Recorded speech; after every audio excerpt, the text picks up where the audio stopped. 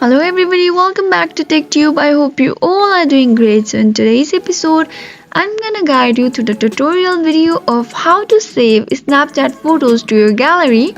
So to get started, first of all, go ahead and open up your Snapchat application.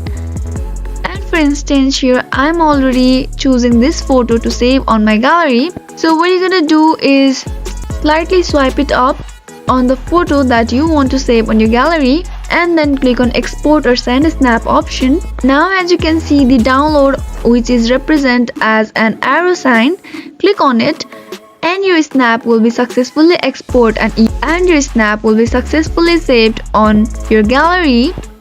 So this is how easily you can save Snapchat photos to gallery. I hope you found the video to be helpful. If yes, please do not forget to subscribe to our channel and also press the notification bell for more updates.